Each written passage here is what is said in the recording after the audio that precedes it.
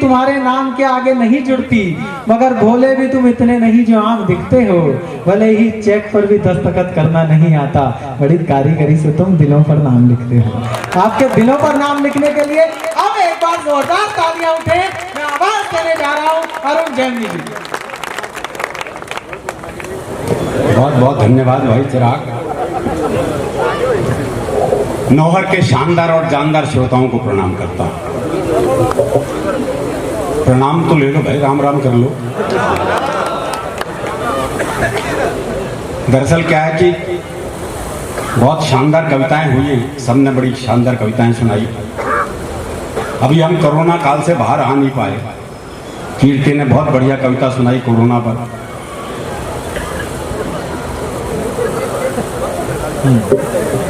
बस मेरे बाद आदरणीय सुरेंद्र शर्मा जी ने कविता पढ़नी है, बस ज्यादा दिक्कत नहीं है। तो कोरोना काल में साहब हमसे सबसे पहले कहा गया वर्क फ्रॉम होम। बताओ हम कैसे करें, हमारे लिए बड़ी दिक्कत है। तो मैंने वर्क फ्रॉम होम के तहत घर पर ही कविता सुनाई। अच्छा। ना कोई हंसा, ना किसी ने ताली बजाई, और ना ही कोई पेमेंट जेब में आई। कई कष्ट एक साथ थे। फिर मैंने अपनी दूसरी जेब से पैसे निकाल के खुद को पेमेंट दी। इस तरह वर्क फ्रॉम होम की औपचारिकता पूरी।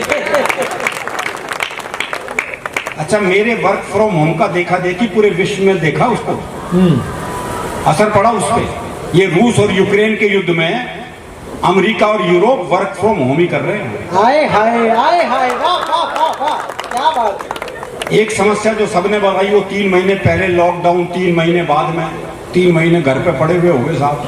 हाँ, हमारा काम हर दूसरे दिन सूटकेस लेके निकलने का, 3 महीने घर पे हो गए।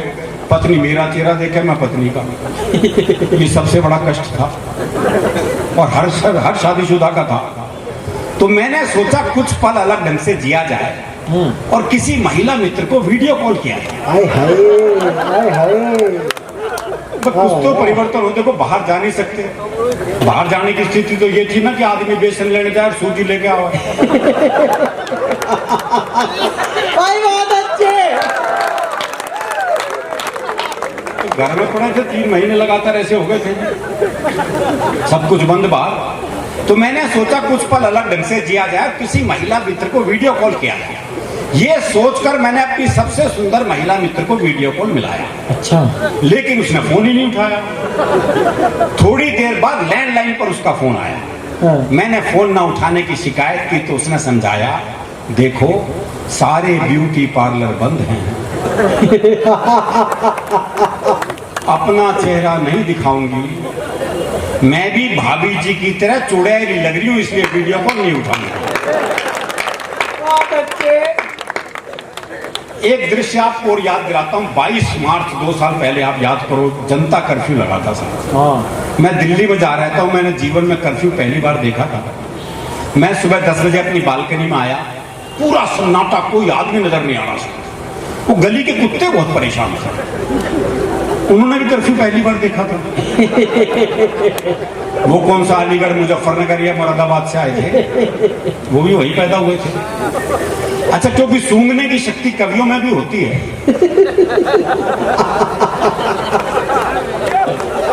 तो मैंने कुत्ते की मनस्थिति सूंघी। वो सोच रहा था, लगता है सभी मनुष्यों को कुत्ता नगर निगम वाले पकड़ के ले गए। अच्छा, वो 5 बजे मोदी जी का आदेश था कि वो ताली थाली बजाने का। तो अचानक 5 बजे ताली थाली शंख, एकदम शोर शराबा हुआ। वो कुत्ता हड़बड़ा गया बेचारा।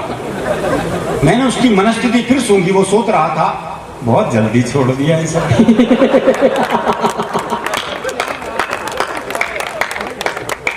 अच्छा, 7 बजे फिर वापस वही सुर सन्नाटा छा गया, साहब कोई आदमी नजर नहीं आ रहा। मैंने उस कुत्ते की मनस्थिति फिर सूंघी। वो सोच रहा था, और मचाओ शोर, फिर ले गए ना पकड़ के। ये 22 मार्च का एक दृश्य दिखाया। एक कोरोना काल की कविता और सुनाता हूँ पहले, उसके बाद मैं फिर हरियाणा पे आऊंगा। हाँ। ये नई कविता है बिल्कुल, इसलिए कागज का भी सहारा लेना पड़ेगा। हाँ। इसका आनंद लें आप। इसका शीर्षक है कोरोना काल के बाद पहला कवि सम्मेलन। हाय हाय। हाँ सुरेश जी बैठे ना। हाँ। कोरोना काल के बाद कवि सम्मेलन का पहला आमंत्रण मिला, हाँ। तो रोम रोम खुशी से खिला। मन हो रहा था बेकाबू, महीनों बाद एक चुटकी कवि सम्मेलन मिलने की कीमत तुम क्या जानो सुरेश बाबू। एक चुटकी। तालियां सुने, माइक देखे, जमाना बीत गया। हाय हाय हाय हाय। ना कहीं गए ना आए, इसलिए पेमेंट पर भी कोई नखरे नहीं दिखाए। तुरंत फ्लाइट की टिकट बुक करवाई, कई दिन तक तो नींद ही नहीं आई। फिर वो दिन भी आ गया जब यात्रा पर निकलना था, कवि मित्रों से मिलना था। एक कोने में उपेक्षित पड़े सूटकेस को जैसे ही उठाया तो वो तो मुझसे भी ज्यादा पसंद नजर आया। भूल गया सारी शर्मो हया, उंगली की एक छुअन से ही खुल गया। हाय हाय। अब कपड़े रखने की थी बारी। कपड़ों की स्थिति कीर्ति ने बताई थी, 3 महीने हो गए थे बेचारे लटके, क्या लटके लटके लटक गए थे। सब निक्कर बनियान में गुजारा हो रहा था जी बस। अब कपड़े रखने की बारी तो खोल ली अलमारी। शर्ट और पैंट दोनों अकड़ी अकड़ी थी। हाँ। माथे की छोड़ो, पूरे बदन पर त्योरियां पड़ी थी। क्या कहने, वाह वाह। पानी के छींटे और गर्म इस्त्री से उनका बल निकाला और बड़े प्यार से सूटकेस में डाला। एक एक दृश्य का आप लोग आनंद लें। अब तो सूटकेस खुशी से फूला नहीं समा रहा था। एयरपोर्ट पर भी मुझसे आगे आगे जा रहा था। काउंटर वाले ने पूछा लगेज, मैंने कहा हैंड बैग है। सुनते ही सूटकेस बौखला गया। मैं उसे अपने साथ रखना चाहता था, वो ये भी भूल गया। खुशी के साथ साथ गुस्से में फूल गया। फूले हुए सूटकेस को देखकर काउंटर वाला बोला, प्लेन छोटा है, ये सामान लगेज में ही जाएगा, गंतव्य पर आपको मिल जाएगा। सूटकेस मेरी तरफ देख के सोच रहा था, अब आएगा मजा। महीनों से कमरे के कोने में पड़ा पड़ा इस ठलुए को तो झाड़ू पोछा लगाते देख रहा था। अब अपने दिन भी खिलेंगे, अंदर पुराने यार सूटकेस मिलेंगे। हाय हाय। उनसे बतियाऊंगा, हाँ। हसीन अटैचियों से नैन लड़ाऊंगा। हाय हाय। काउंटर के पीछे तरह तरह के सूटकेसों का था हुजूम। कुछ धाकड़ थे, कुछ मासूम। कई सूटकेसों की आंखों से तो आंसू बरस रहे थे। कोरोना ने उनके मालिकों को लील लिया था, अब वो उन हाथों के स्पर्श को तरस रहे थे। वाह वाह वाह वाह वाह। खैर उनको अपने हाल पर छोड़ मैं विमान की तरफ बढ़ा और ये सोच के चढ़ा कि गेट पर ही हाथ जोड़े, मुस्कुराहट बिखेरे एयर होस्टेस के सुंदर से चेहरे के दर्शन होंगे। हाँ। पर विमान में घुसते ही निराशा हाथ लगी। पीपीई किट पहने, चेहरे पर मास्क और शील्ड लगाए, बिजू का टाइप स्त्री खड़ी मिली। मैंने उसका ये रूप 2 घंटे सहा। बिना मतलब घंटी बजाना दूर, प्यास लगने पर भी उसे पानी लाने को नहीं कहा। अब जी गंतव्य पर पहुंच के उसका दृश्य देखिए आप। लगेज बेल्ट पर मेरा सूटकेस बिल्कुल नहीं शर्मा रहा था। एक कमसिन सी अटैची का हाथ पकड़े सबसे अंत में ठुमकता हुआ चला आ रहा था। हाय हाय। पास खड़े चिराग जैन ने कहा, इनको देखकर मन कर रहा है मैं भी सपनों में खो जाऊंगा। ऐसी अटैची का साथ मिले तो मैं भी सूटकेस हो जाऊंगा। एयरपोर्ट से बाहर आने पर, आज भी वो हमारा स्वागत सुरेश जी ने किया। एयरपोर्ट से बाहर आने पर आयोजकों ने मालाओं से स्वागत किया। तभी एक ने पूछ लिया, महीनों बाद कवि सम्मेलन करना कैसा लग रहा है? मैंने कहा इस पर आह करूं या वाह, मुझे तो ऐसा लग रहा है जैसे किसी नेत्रहीन का विवाह। एक नेत्रहीन की सगाई हो गई, शादी हो गई, जयमाला हो गए, फेरे हो गए, तो पंडित ने दी बधाई, तो नेत्रहीन बोला काहे की बधाई, पता नहीं तुम सब क्या ड्रामा रच रहे हो। विवाह संपन्न हुआ मैं कैसे जानूंगा, जब तक दुल्हन बाहों में ना आ जाए विवाह संपन्न हुआ मैं न मानूंगा। आखिरकार वो क्षण भी आ गया जब सजा हुआ मंच था, श्रोता थे, माइक था, माइक मानो कह रहा था आज तो तू समूचा खिल गया है, और माइक को बाहों में भरा तो यकीन आया प्रोग्राम सचमुच मिल गया है। प्रोग्राम बहुत बढ़िया जी। एक कविता चिराग जैन ने सुनाई थी, वो मेरे पिता ने कभी मुझे गुड़िया के साथ नहीं खेलने दिया ताकि मैं सीख सकूं कि लड़कियां खेलने की चीज नहीं होती। मेरे पिता ने भी सिखाया था। अच्छा, मेरे पिता ने मुझे लड़कियों के साथ खेलने से कभी नहीं रोका, बहुत अच्छे। ताकि मैं सीख सकूं कि लड़कियों के साथ खेलो, लड़कियों से मत खेलो। क्या बात है। बहुत बढ़िया प्यार के गीत सुनाए कीर्ति काले जी ने। ये सुना सकती हैं, हरियाणा वाला सोच भी नहीं सकता। ये हमारे यहाँ प्रेम में भोलापन बहुत है। वो प्रेमी ने प्रेमिका से कहा, अगर तू मेरी नहीं हुई ना तो मैं तुझे किसी की नहीं हूं। बोला अच्छा तेरी हो जाऊंगी तो सबकी होन देगा।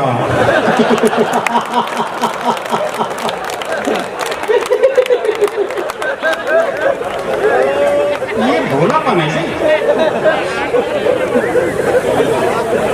वो एक की पत्नी मर गई तो उसने एक चित्रकार को बुलाया, बोले मेरी लुगाई का एक बढ़िया सा चित्र बना दे। बोले जी ऐसा चित्र बनाऊंगा चित्र बोल उठेगा। बोले फिर रहने दे।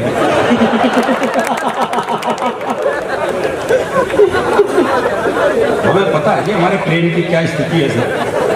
हमारे प्रेम का मामला बिल्कुल अलग है। वो एक मेले में दो बचपन के दोस्त मिले, दोनों बौखलाए। बोले मैं कैसे बौखला रहा है? बोले यार मेरी लुगाई खो गई, उसे ढूंढ रहा हूँ। और बोले तू? बोले यार मेरी भी खो गई, मैं भी ढूंढ रहा हूँ। बोले तेरी लुगाई कैसी थी? बोले यार 5 फुट 4 इंच का कद, एक गहरा बदन, गोरा रंग, गुलाब जैसे होंठ, बहुत ही सुंदर थी। तेरी कैसी थी? है बोला मेरी ने छोड़ यार, तेरी ढूंढते हैं।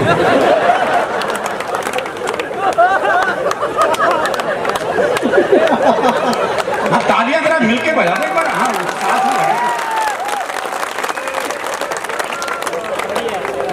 में इनकी भी खो गई। हाँ मैं तो ये वापस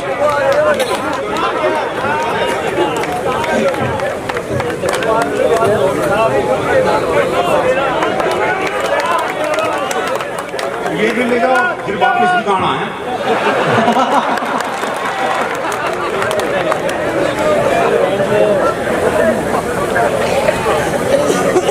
दरअसल क्या है, मस्ती एक अलग चीज है साहब। हम मस्त लोग हैं मस्ती में।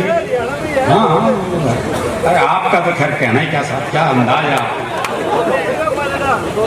फिर ठीक है, मन का नहीं तो अपने आप को मुगले आजम मैं नारकली समझ रहे हो। लेटे हुए हैं साहब, पर ठीक है कमर में दर्द है तो कोई दिक्कत नहीं। मैं कहाँ था, वो प्रेम का मामला चल रहा था। हाँ लुगाई खो गई थी भाई साहब। हाँ लुगाई तो मिल गई, अब कैसी मिलेगी। हाँ एक बतेरी। हाँ एक बतेरी और क्या। ये तो यहाँ बोल रहे हो। संबंध विच्छेद के लिए बड़ी बड़ी बात नहीं चाहिए, बहुत सामान्य बात पे आता है।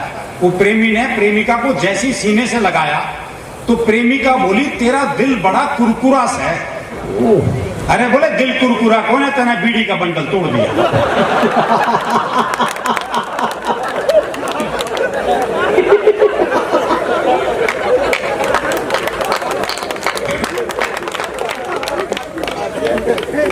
अब तो काफी सुधार हो गया सर, वरना हरियाणा में महिला पुरुष का अंतर बहुत ज्यादा था। अब भी अंतर तो अभी भी पुरुष ज्यादा है, महिलाएं कम है। छोरों के ब्याह नहीं हो रहे। वो एक का 40 साल की उम्र तक ब्याह नहीं हुआ, बहुत दुखी हो रहा था। अपने दोस्त से बोला यार मन तो लगा मेरी वाली भ्रूण हत्या में मारी गई। सही तकलीफ है हमारी, और ये तकलीफ तब और बढ़ जाती है जब ओलंपिक हो या पैरा ओलंपिक, जब हरियाणा की छोरियां पदक लेके आती हैं तो ये तकलीफ और बढ़ जाती है। बेटी बचाओ की बेटियों को क्या बढ़िया गीत सुनाया होगा। हमारे यहाँ आजकल वो सिस्टम चल रहा है ना, बेटी बचाओ बेटी पढ़ाओ। तो दिल्ली के कुछ स्कूलों में वो गुरुजी आते हैं क्लास में, बोले क्लास में जितनी लड़कियां उन्हें अपनी बहन मानो, जितनी लड़कियां उन्हें अपनी बहन मानो। वो एक हरियाणा का था, बोले मैं तो ना मानू। बोले क्यों भाई तू क्यों नहीं मानना का? बोले इतने भात कौन भरेगा।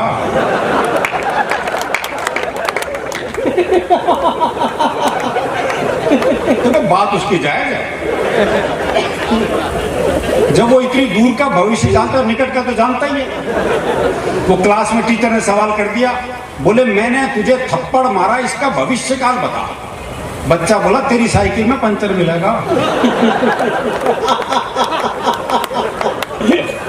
बच्चे कमाल हैं। वो आजकल हर एक स्कूल में योग टीचर लग गए। वो दिल्ली में एक योग टीचर बच्चों को योग सिखा रहा था। बोले बच्चों सीधे लेट जाओ, बच्चे सीधे लेट गए। बोले अपने पैरों से साइकिल चलाओ, वो सारे साइकिल चलाने लगे। एक पढ़ा रहा अपने हरियाणा का मस्त है, बोले तू साइकिल क्यों नहीं चला रहा? बोला मेरी साइकिल ढलान पे है।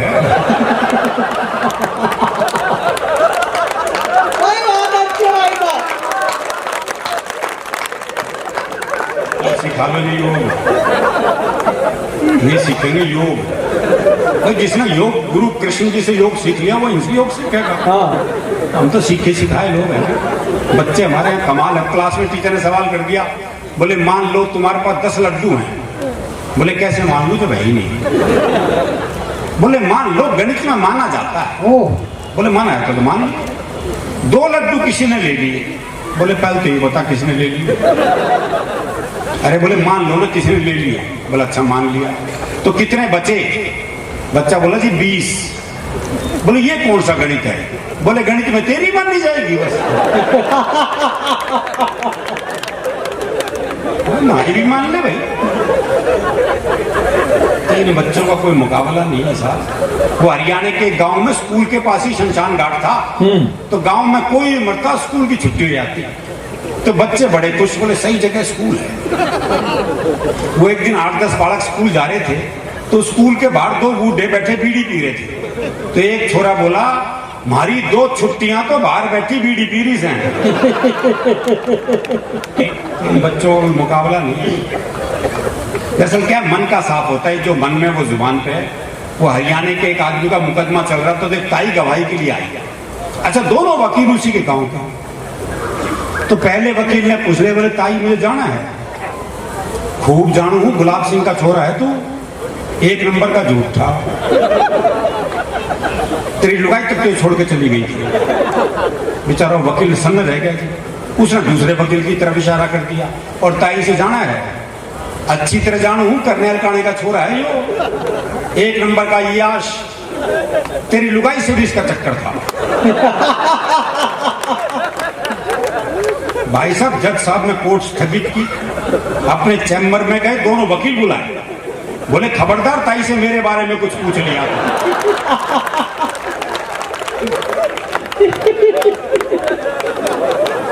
इतना साफ मामला है, और ये साफ मामला रहना भी चाहिए। कहते हैं डर के आगे जीत है। हरियाणा में तो डर के आगे भी हास्य रसी है। वो एक चौधरी रात को सुनसान जंगल से जा रहा था। सामने से 41 साल की महिला, सफेद साड़ी पहने, बाल बिखराए, हाथ में दीप जलाए, कहीं दीप जले कहीं दिल टाइप गाना गाती आ रही थी। अच्छा। पास आके बोली मैं चुड़ैल हूं। तो चौधरी बोला फिर चिपटती क्यों ना।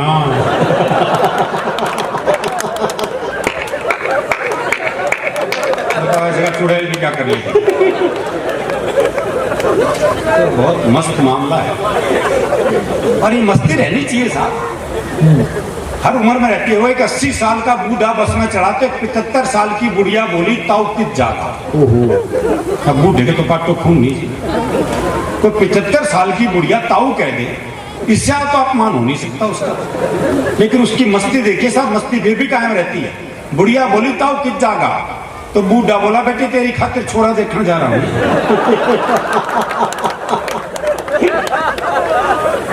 तो सुरेश जी इस तरह के आयोजन बहुत जरूरी है साहब, क्योंकि आप लोग मिलेंगे, बातचीत करेंगे, तभी हास्य निकलेगा। हास्य संवाद की चीज है, आपसी बातचीत की चीज है। आप हंसेंगे तो धरती आपकी, ये आसमान आपका है। अगर रोने बैठ गए तो किसी मिल में वो रुमाल आज तक नहीं बना जो रोते हुए आदमी के आंसू पहुंच दे। क्या बात है, वाह वाह वाह। और हंसी संवाद से निकलती है। वो एक बुजुर्ग महिला बस में चढ़ी, तो किसी ने सीट नहीं थी उसे, तो ड्राइवर को दया आ गई, उसने बोनट पे बिठा लिया। थोड़ी देर बाद 30-35 साल की सुंदर सी महिला चढ़ी, तो सारे सीट देने को तैयार, और वो महिला बैठने को तैयार नहीं। तो बुढ़िया बोनट पे से बैठी बैठी बोली, अरे बोले बैठ जा, कुछ साल बाद बोनट पे ही बैठना पड़ेगा।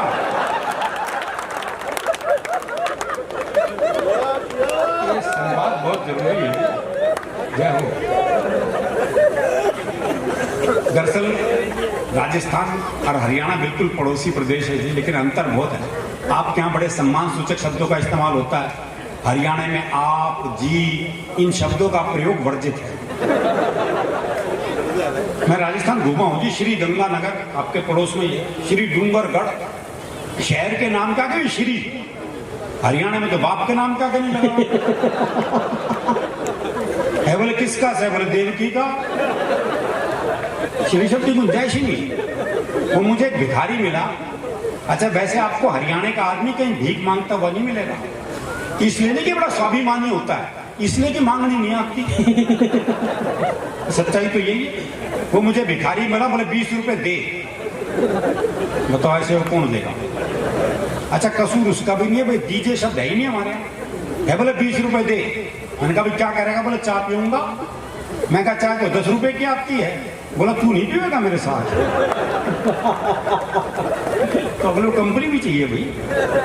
और आपके राजस्थान के ठीक पड़ोस में गुजरात है। वैसे आज इस मंच पर कोई राजनीतिक बात इसलिए नहीं हो पा रही कि आज यहाँ पे राहुल भी है और मोदी भी है।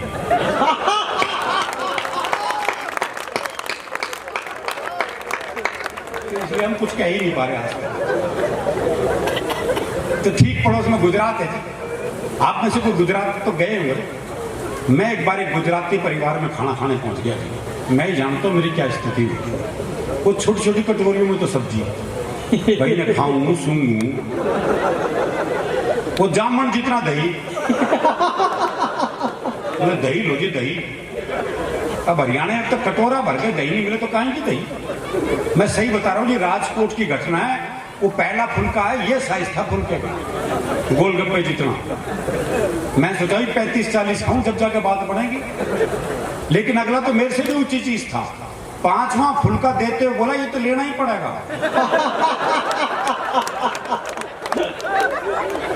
ये तो लेना ही पड़ेगा। हर प्रदेश की एक अलग मस्ती है, एक अलग आनंद है, और वो आनंद अपने भीतर रखना चाहिए जी। हंसते हंसाते काम करना चाहिए। एक कविता मैं सुनाना चाहता हूँ, बहुत प्रशासनिक अधिकारी भी यहाँ बैठे हैं। वैसा वो छुट्टी मांगने गया वो। हाँ और ये याद दिला। दरअसल क्या है, बहुत सहज हास्य में जीने वाले हैं, सही बता रहा हूँ आपको। वो एक पुलिस के अधिकारी यहाँ बैठे हैं। वो एक सिपाही को छुट्टी चाहिए थी। पहुंच गया SHO के पास, बोले छुट्टी चाहिए। बोले जी छुट्टी नहीं मिल सकती, बहुत काम है। बोले छुट्टी चाहिए हर हालत में। बोले कोई नहीं मिल सकती, मंत्री साहब का दौरा होने वाला है, छुट्टी नहीं दे सकता। बोले जी छुट्टी तो मैं लेके रहूंगा। बोला अच्छा एक सवाल का जवाब दे दे, छुट्टी दे दूंगा। बोले सवाल कुछ भी पूछ लो। बोला अच्छा ये बता कटप्पा ने बाहुबली को क्यों मारा। अंतरराष्ट्रीय सवाल पूछ लिया जी उससे। बोले ये बता कटप्पा ने बाहुबली को क्यों मारा। बोला जी हो सकता है बाहुबली ने कटप्पा को छुट्टी देने से मना कर दिया।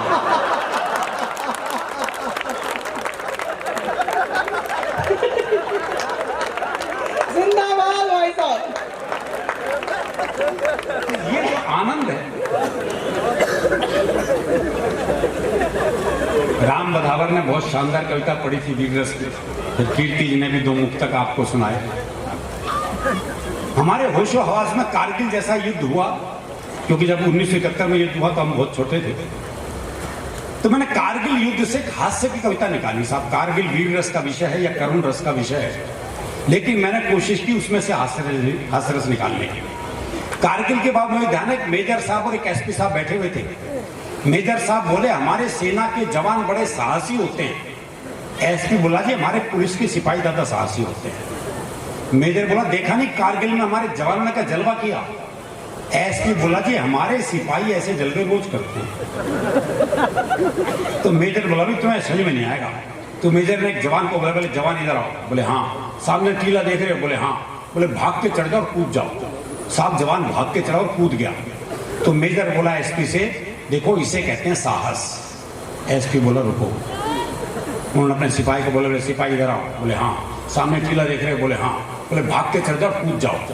सिपाही बोला साहब आपका दिमाग तो नहीं खराब हो गया। तो SP बोला मेजर से देखो इसे कहते हैं साहस।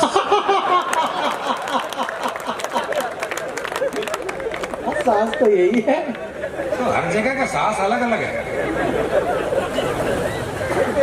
ये जब मुशर्रफ जी अपने आप पाकिस्तान के राष्ट्रपति बन गए जी।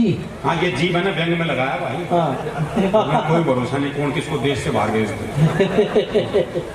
तो जब मुशर्रफ जी अपने आप पाकिस्तान के राष्ट्रपति बन गए तो उन्होंने अपने आप ही अपना फोटो वाला डाक टिकट जारी कर दिया। पाकिस्तान में, तो डॉक्टर बिक नहीं रहा था। तो उन्होंने ऑफिसर को बुलाया, बोले क्या बात है टिकट बिक क्यों नहीं रहा? बोले जी ठीक से चिपकता नहीं है। बोले तो गोंद बढ़िया लगाओ। बोले प्रॉब्लम गोंद की नहीं है, लोग थूक दूसरी तरफ लगाते हैं। हाय हाय क्या शानदार कटाक्ष है, वाह वाह। तो एक कारगिल जैसी घटना से खास सी कविता सुनिएगा। सीमा पर जैसी छिड़ी लड़ाई, देशभक्ति की भावना सब में उमड़ आई। कुर्बानी का कुछ ऐसा चढ़ा जुनून कि घायल सैनिकों को सभी देने लगे अपना अपना खून। नेता हो या व्यापारी, कवि हो या भिखारी, खिलाड़ी हो या संगीतकार, अध्यापक हो या बेरोजगार, तरह तरह के लोगों का जब घायल सैनिकों में खून चढ़ा तो सबका प्रभाव अलग अलग पड़ा। एक भिखारी का खून जब सैनिक के शरीर में गरमाया तो दुश्मन का गिरेबान पकड़ के गिड़गिड़ाया। जरा इस तरफ भी ध्यान दे दे, जरा इस तरफ भी ध्यान दे दे, दे दे ऊपर वाले के नाम पे अपनी जान दे दे। इतना कहकर जैसे उसने जान ली, दूसरे दुश्मन ने उसकी नियत फौरन पहचान ली। वो वापस नियंत्रण रेखा की तरफ भाग चला। हमारा सैनिक बोला, जो दे उसका भी भला, जो ना दे उसका भी भला। कवि का खून चढ़वाए सैनिक ने, एक कवि बड़ा खतरनाक होता है। अभी 2 दिन पहले मैं हवाई जहाज से आता, सज्जन बराबर में बैठे थे, तो उन्होंने पूछ लिया आप क्या करते हैं? मैंने कहा मैं कवि हूं। मैंने पलट के पूछ लिया और आप? बोला जी मैं बहरा हूं। कवि का खून चढ़वाए सैनिक ने जब दुश्मन को अपने चुंगलों में फंसाया तो दुश्मन गिड़गिड़ाया, माफ कर दो माफ कर दो। सैनिक बोला जाओ तुम्हें माफ किया। इतना कह के पहले तो उसने बंदूक की नाल साफ करने वाले ब्रश से उसका कान साफ किया। फिर अपनी कविताओं का बारूदी पुलिंदा अपनी बंदूक की जगह अपनी जुबान में भरा और दाग दिए 12 दोहे 24 कविताएं। एक का कान मरोड़ते हुए गुर्राया, अच्छा मेरे पीरियड में आधी क्लास भाग गई। तुम सब लोग इस क्लास में कहां से आ घुसे?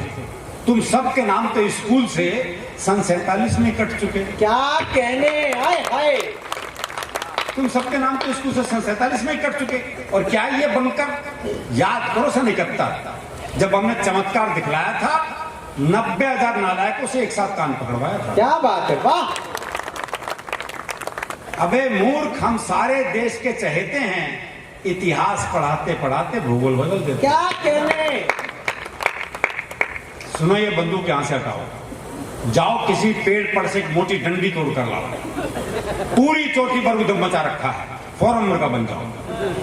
और मुर्गा बने बने ही अपने खून से 40 बार जय हिंद लिखकर दिखलाओ। क्या कहने, जिंदाबाद। तुम्हें ना बंदूक में ना गोली भरनी आती है, ना चलानी आती है। कुछ दिन मेरे घर ट्यूशन पढ़ने आओ। एक फिल्म अभिनेता का खून चढ़े सैनिक से अफसर ने कहा निशाना लगाओ। सैनिक बोला पहले कैमरामैन बुलाओ और लाइट जलवाओ। अफसर बोला लाइट जलवा के मरवाएगा? तो सैनिक बोला मुझे मरने का डर मत दिखाओ, ये काम मैं पहले भी कर चुका हूं। अब से पहले 15 फिल्मों में 50 बार मर चुका हूं। अफसर चौंका, 15 फिल्मों में 50 बार? ऐसा तुमने क्या करा था? सैनिक बोला क्यों? रीटेक में क्या तेरा बाप मरा था? फिल्मोनिया से ग्रस्त व्यक्ति के खून ने और कमाल दिखाया। आगे बढ़ते दुश्मन को देखते ही चिल्लाया, जानी तुम्हारे पांव देखे बहुत गंदे हैं, इन वादियों में घिन आएगी, इन्हें हमारी जमीन पे मत रखना, जमीन मैली हो जाएगी। और शिक्षा व्यवस्था पर एक व्यंग। एक सैनिक का बहुत ही मजबूत था कांधा, उसने 4 दुश्मनों का गट्ठर सा बांधा, उठाया, पीठ पर लटकाया और सारे युद्ध क्षेत्र का नक्शा बदल दिया। जब वो 5वें दुश्मन को एक हाथ में पानी की बोतल की तरह लटका कर चल दिया। सब हैरान परेशान, खा गए गच्चा। लेकिन ये किस्सा है सच्चा, क्योंकि उस सैनिक को खून देकर आया था एक स्कूल का बच्चा। क्या कहने, वाह। एक सैनिक को गलती से एक नेता का खून चढ़ गया। ओहो, यहां गलती हो गई साहब। एक सैनिक को गलती से एक नेता का खून चढ़ गया। ठीक होते हुए फ्रंट की बजाय दिल्ली की तरफ बढ़ गया। उसे फ्रंट का सही मतलब समझाया गया और सीधा कारगिल भिजवाया गया। वहां तोपों को देखते उसका कलेजा हिला। अच्छा, यही है वो बोफोर्स तोप जिसका कभी से मुझे आज तक नहीं मिला। चल छोड़, अभी इस चक्कर में क्या पढ़ना है। फिर अफसर से बोला, अच्छा बताओ मुझे किस चुनाव क्षेत्र से लड़ना है। अफसर ने कहा द्रास। वो बोला क्या कहा, मद्रास? मुझे तो उत्तर भारत में कहीं से लड़ा दो। अफसर गुस्से में बोला, इसे सीधा टाइगर हिल पे चढ़ा दो, इसे सीधा टाइगर हिल पे चढ़ा दो। वो सिरफिरा चढ़ते चढ़ते कई बार गिरा। इस दृश्य का आप लोग आनंद लें, विधायक जी तो लेंगे।